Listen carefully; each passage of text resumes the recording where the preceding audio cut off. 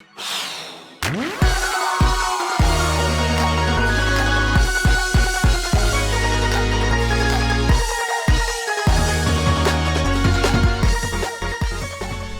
hard to imagine a better first impression than when I heard that music for the first time. It sounded like joy and goofy fun, and I was already in before I'd even played my first round.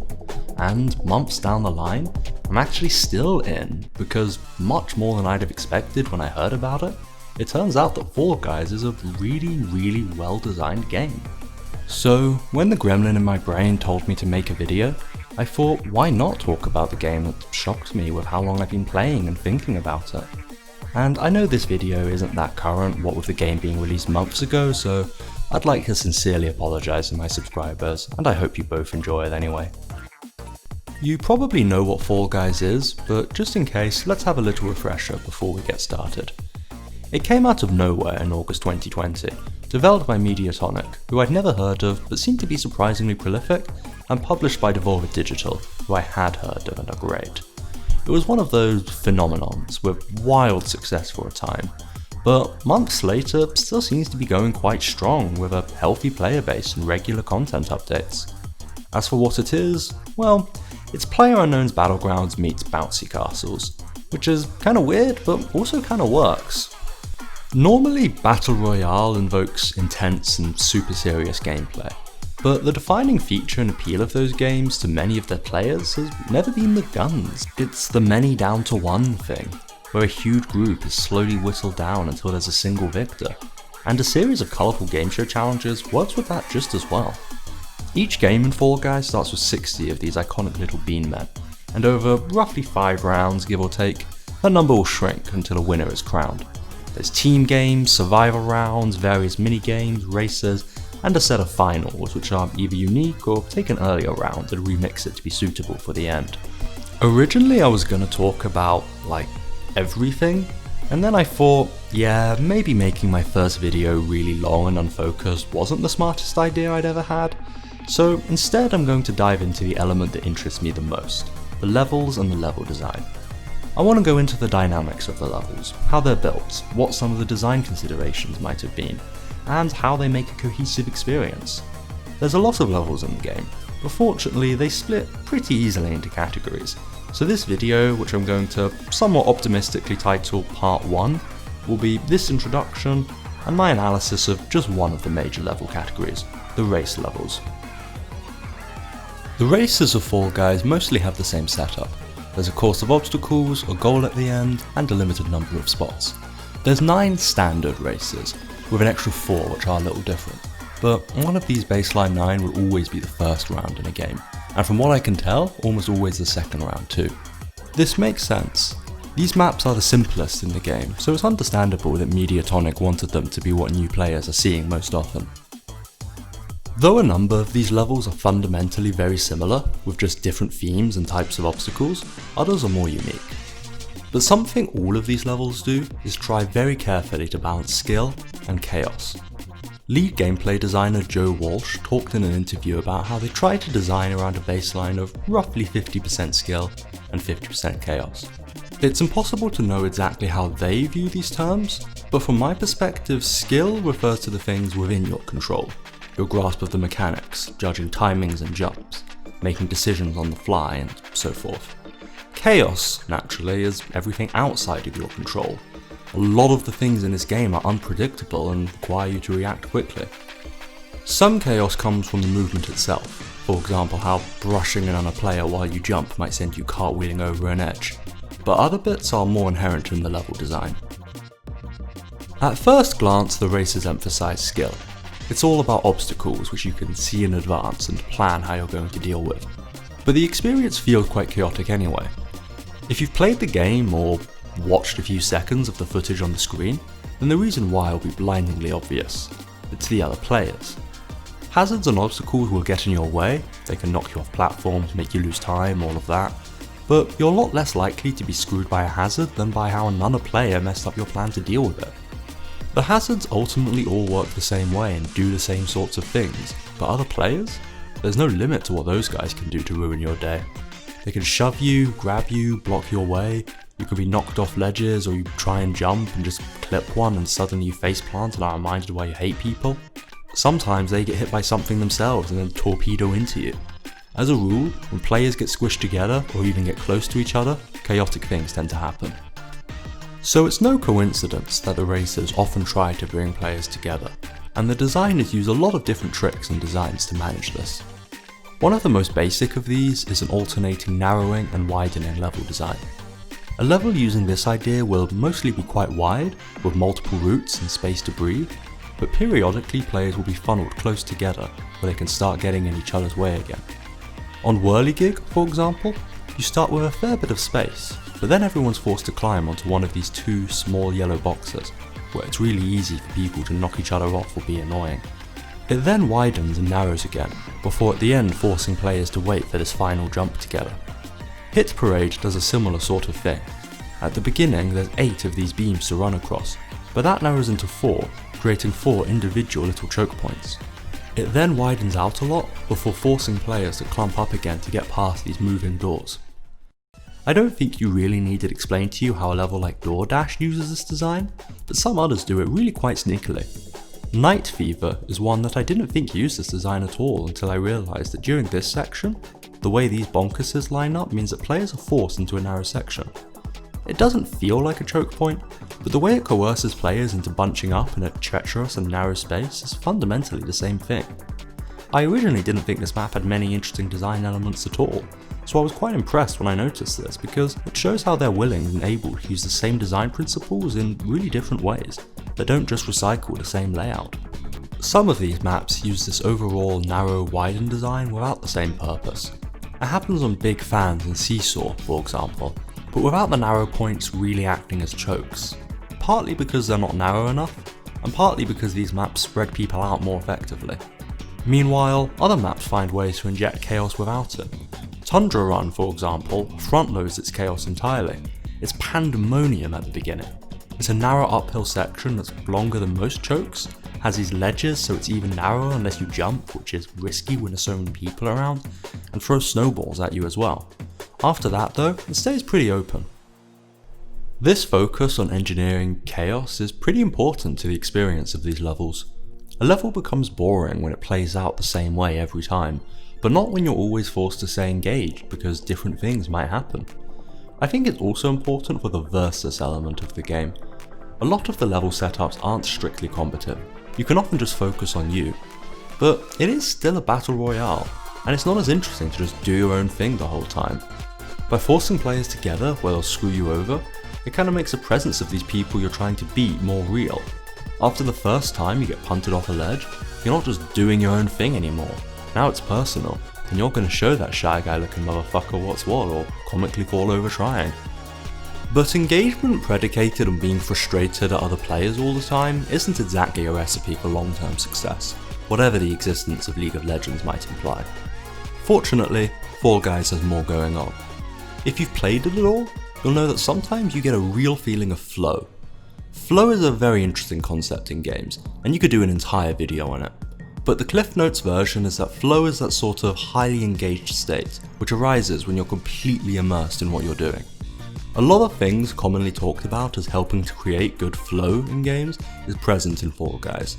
The controls are simple and intuitive with immediate feedback, there's a sense of purpose provided by goals both immediate and far away, and tension from the challenge and threat of failure. But something else the race levels are always trying to do to keep your brain engaged and in the zone is force you to make choices. Sometimes these choices are quite simple. One basic recurring setup is that you have a high risk, high reward option, like going through the Whirligig or either of the middle sections of Tundra Run, and then a less risky option like taking the long way round. Another version of this sort of choice might be, do I take a tricky jump or wait until it's a bit safer? It's simple, but it's a good beat, because it's a recurring choice which you have to approach differently based on the circumstances. A recurring choice is only interesting as long as you have to keep making it, which you do here. You have to factor in what other players are doing, how many are ahead, and how much time you have, the variant of the map and the position of hazards. Often, based on what you see, you'll be forced to take risks. At other times, the choices don't have much going into them or many implications, but still manage to stay tense.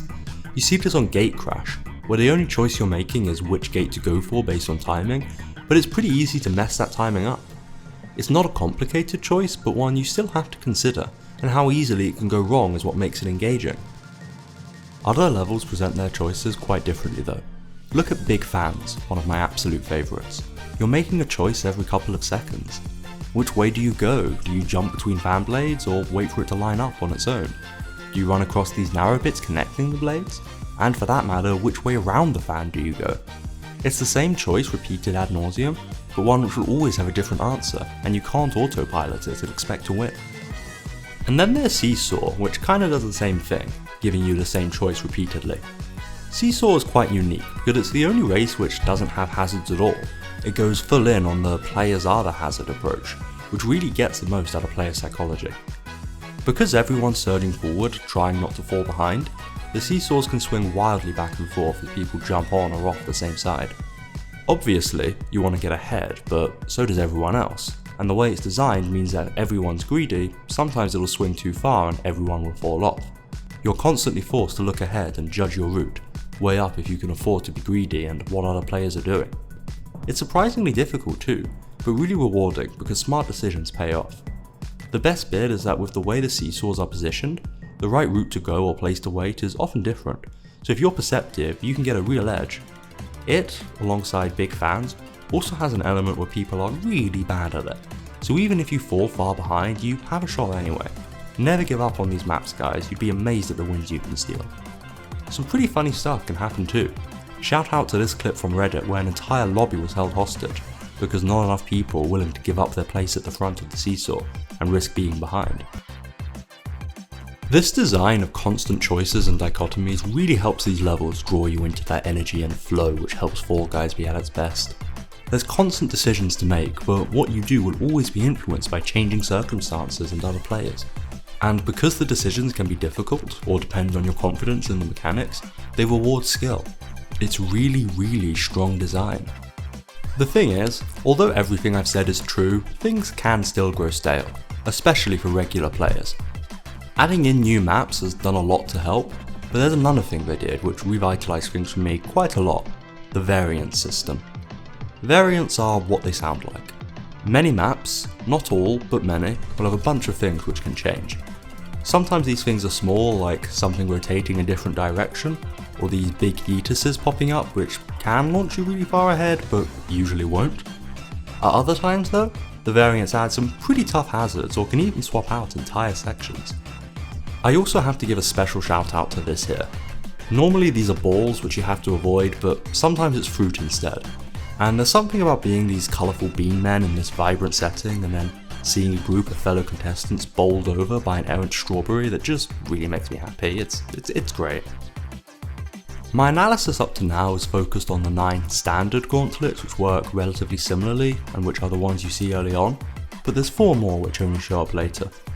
I suppose Freezy Peak isn't so different as it's still a straight up race, but then again it doesn't really matter because I just don't have that much to say on this level except, wow, what a view. Fun level Mediatonic, good job. What I do have stuff to say about is Tiptoe, because that is a really unique dynamic. It's sort of similar to DoorDash. DoorDash has a fun strategic element where, unlike most other maps, it's beneficial to be near the front but not at the front. Because you don't know which doors will let you through until someone's tried them, you can actually lose a lot of time by crashing into the wrong door. And going back to that checkpoint design from earlier, players will be streaming through in an unholy crush of beans which makes it difficult to get through yourself. If, instead, you're a bit behind the front, you can see which doors other players try and rapidly change course. That said, this dynamic isn't hugely impactful on this level, and you can often ignore it. Tiptoe, on the other hand, takes this idea and turns it up to 11. Instead of doors, there's a grid with a hidden path to the end, and stepping on a full square sends you back to the start. This is also a level that usually turns up in the later rounds, so there's not a lot of spots left, and once the right path has been revealed, it's over in a heartbeat. This makes this one really tense. Everybody wants to be close enough to the front to be able to make it in quick, but nobody wants to be at the front because the dominant strategy on this round, at least once you've gone past the halfway point, is to try and push and shove other players onto the next square to force them to test for safety for you like a rotund neon canary. It's another map that gets a lot of mileage from player psychology, and it ends up being quite unique. Although obviously, if you're a real gamer, you just ignore it all anyway and take the big eaters. Wall Guys is also really interesting, because it probably has one of the highest skill floors in the game, definitely higher than the other races. Overall, the game has a pretty simple set of controls and mechanics. You mostly just run and jump, and then there's diving in midair and grabbing, both of which are necessary for some levels but can be safely ignored by new players during the early race rounds. Wall Guys though is kinda brutal, at least the first few times. To start with, it has pretty tough decisions in it. Usually there's multiple viable options and high potential interference from other players which has to be weighed in. Then there's the fact that moving the boxes is a rare mechanic, and is going to be something a lot of newer players won't get immediately. If I remember correctly, it's a mechanic present in only 2 levels in the whole game. That's mostly to do with it being something that came in Season 2, which is also what justifies it and some of the other Season 2 levels being a lot harder in my opinion. After all, by the time they came out there'd be a much lower proportion of new players in the game. Even if you do make the right decisions though, being effective on this map and reliably getting ahead requires you to use a move that's virtually invisible in the entire rest of the game, where you have to do a jumping dive into a ledge grab. And yes, I know this isn't exactly Celeste B-Sides or Deadcore or anything, but while we're playing Fall Guys, we're using Fall Guys standards, and by Fall Guys standards, that move is actually quite tough, especially when you're sharing the top of a box with other people who can easily mess it up for you, or worse, try and emulate you and send you crashing to the ground while you're trying to lift yourself over the edge. That all said, this map can't show up early, and once we're used to it, it's a ton of fun. It's another one of those that uses player psychology quite well to create some fun standoff situations too. The only level we haven't discussed yet at all is also the only race which I think is actually kind of a bad level. I'm going to refer here to a quote from Fall Guys level designer Joseph Juicer. He said, "One of the things we really wanted to do was to be able to allow good players to get far enough away that if they made a mistake they can kind of recover from that. It's something that's generally followed. On almost every level in the game, mistakes are not only usually your fault but can be recovered from if you play well. Fruit Shoot though feels like it completely ignores this philosophy, as single mistakes can completely ruin your chances. It then also commits the cardinal sin of making movement feel bad by having the entire stage take place in a conveyor belt that's moving against you. So you move painfully slowly and mistakes are very punishing. And this is all compounded by how arbitrary failure on this level can be. The fruit can be hard to predict or fall in random ways, and even getting started is a toss-up because if you jump and land where other players are, you usually just fall over and have to restart. So spawning on the back row is more punishing than on most other maps. It's overall just not a good time, and it doesn't have the strategy or decisions or interesting dynamics that other levels have to salvage it. And that's all the race levels in Fall Guys. I'd intended to write a neat conclusion that wrapped everything together nicely, but honestly this ended up a little bit too scattershot for that. I do hope though that in going through these, I've helped you appreciate why these levels are so good on average. Even though a lot of the design boils down to finding creative ways to get players to annoy each other, or using player psychology to create fun dynamics, the way they've managed to do this while keeping the levels feeling so engaging and unique really speaks to the caliber of the designers at Mediatonic. And given the amazing crop of 7 levels released last month in Season 3, there's no hint they're losing their edge, and I'm really looking forward to going over the rest of them with you. Thanks a lot for watching this, even though chances are you're one of my friends and are doing it to be nice to me. It's my first video and attempt at throwing my hat into the game analysis ring, and I know that it's a pretty crowded ring and my hat isn't particularly snazzy, but I'm proud of it anyway. So thanks again, and hopefully part 2 won't be so far away. Who knows, it might even be not awful. Happy falling in the meantime.